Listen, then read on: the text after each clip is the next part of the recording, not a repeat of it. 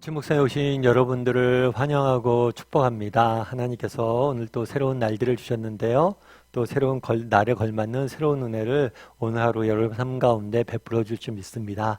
그런 믿음을 가지고 아침 묵상 힘차게 시작했으면 좋겠습니다.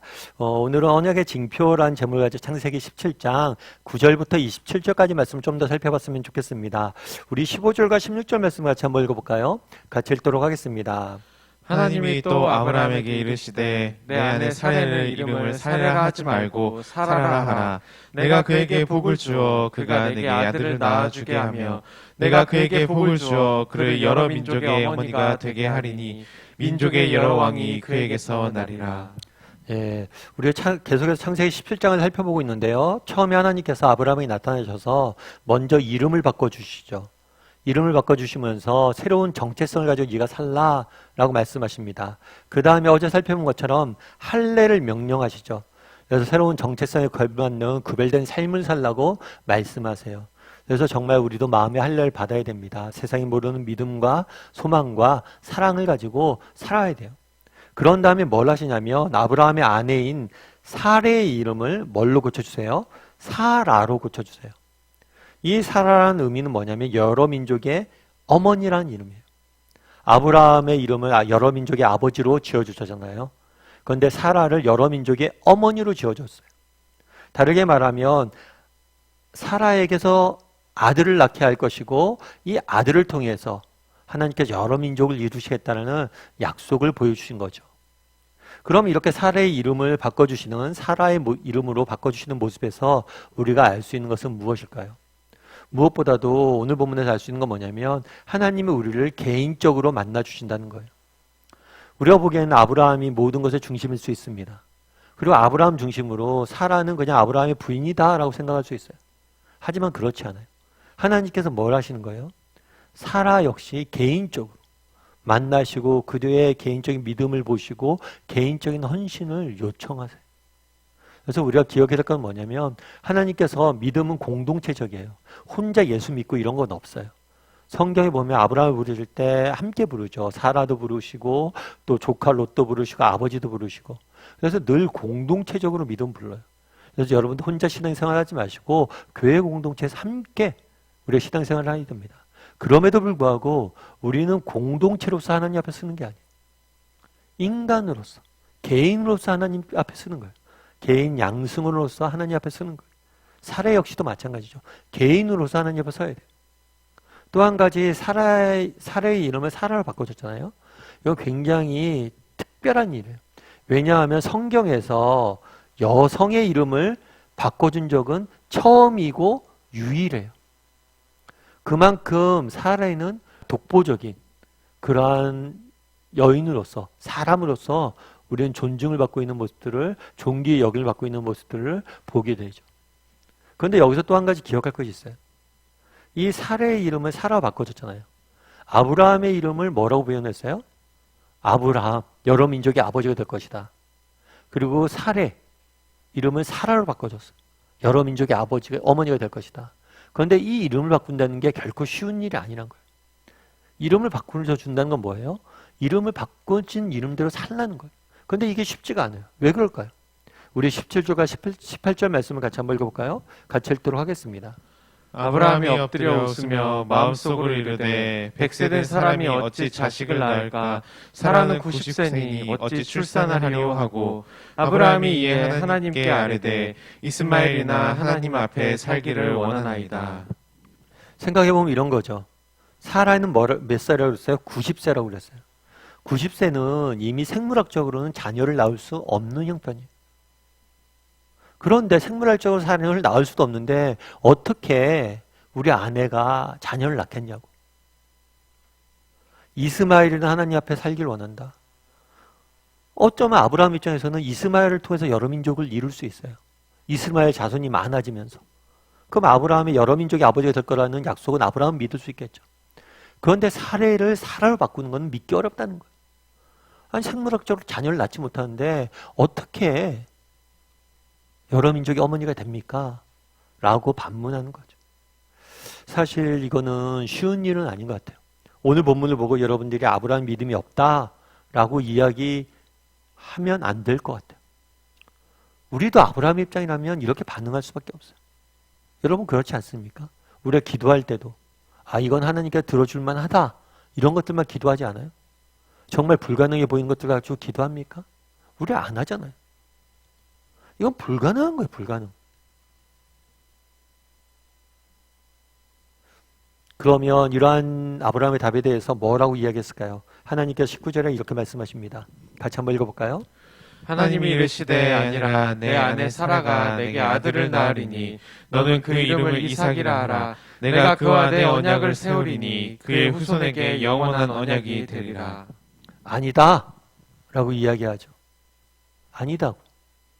이스마엘이 아니라 누구라고요? 사라에게서 난 아들을 통해서 내가 여러 민족을 이룰 것이다 라고 약속하신 거예요.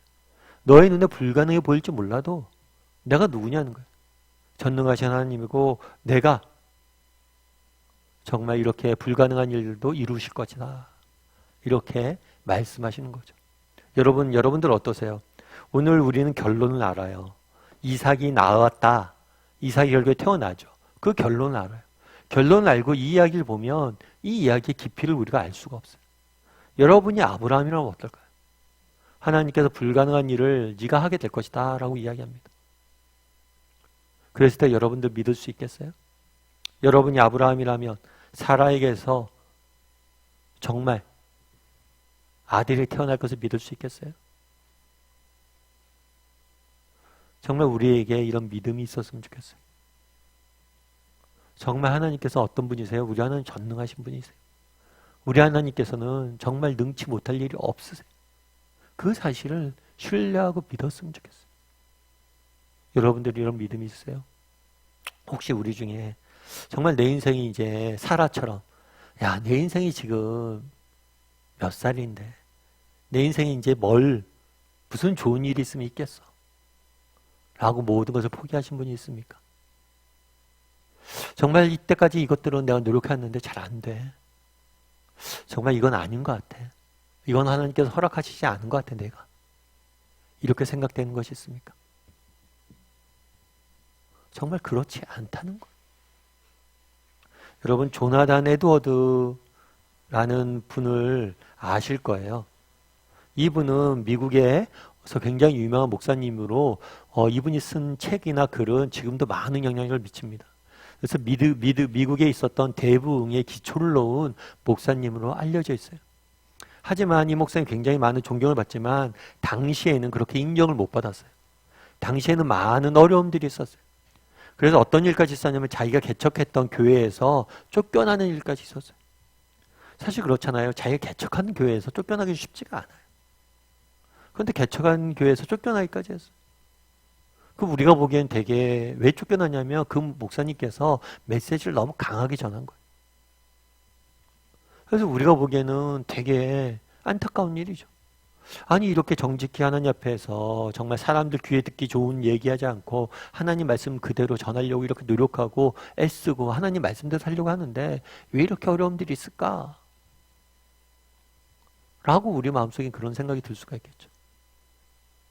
그럼 그렇다면 조나단 에드워드 목사님의 인생은 뭘까? 이런 생각이 들 수 있어요. 그런데 그렇지가 않아요. 나중에 어떤 사람이 어떤 교육학자가 연구를 하나 했어요. 어떤 연구를 했냐면 조나단 에드워드와 그 당시에 있었던 맥스 죽스라는 사람, 이 사람은 굉장히 큰 흉악범이었어요. 범죄자였어요. 그래서 이 두 사람의 후손을 조사를 해봤어요. 후손을 조사를 해봤는데 되게 재밌는 건 뭐냐면 조나단 에드워드 목사님의 인생 자녀들 중에서 30%는 뭐 교수나 고위 공무원이나 굉장히 중요한 역할들을 사회에 영향력 있는 위치에 올라온 사람들이 30%나 됐어요. 뿐만 아니라 대부분의 사람들은 선량하고 선하게 살아간 모습들을 보게 돼요. 그런데 이 맥스 죽스의 후손들은 대부분은 굉장히 안 좋은 범죄자의 길을 걷는 모습들을 보게 된 거예요. 그러면서 이 교육학자는 이것들을 유전적 영향이라고 이렇게 설명을 하더라고요. 그런데 이게 유전적 영향은 아니죠. 그건 뭘까요? 하나님이 다 갚으신 거죠. 때로는 우리 세대에 여러분들 기도를 열심히 했어요. 그런데 우리 때에 뭐예요? 안 응답되는 것 같아요. 그런데 우리 하나님 누구세요? 우리 자녀되라도 반드시 갚으시는 분이세요. 여러분 불가능해 보입니까? 소망이 없어 보입니까? 우리 하나님이 계시잖아요. 우리 하나님 누구세요? 전능하신 분이시고 반드시 다 갚으시는 분이세요. 여러분 우리는 믿음이 있습니까? 그날은 왜 사라에게 아브라함에게 나타나셔서 아들이 있을 것이라 말씀하셨을까요? 내가 누군지 보라는 거예요.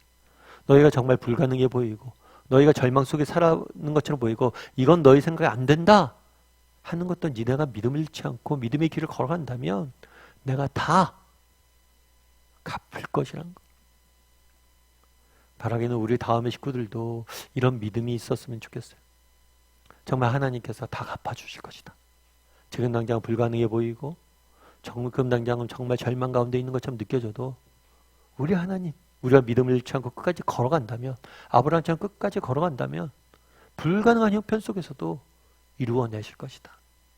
그런 믿음을 가지고 그래서 내 때가 아니면 내 자녀 때라도 반드시 갚을 것이다. 그런 믿음을 가지고 정말 우리가 눈물로 뿌린 씨앗들은 다 하나님께 거두게 하실 것이다. 라는 믿음을 가지고 하루하루 살아갈 줄 아는 믿음의 길을 걸어갈 줄 아는 저와 여러분이 됐으면 좋겠고 나에게는 이런 아브라함과 같은 사라와 같은 믿음이 있는지 한번 돌아보고 그런 믿음을 갖는 오늘 하루가 되었으면 좋겠습니다.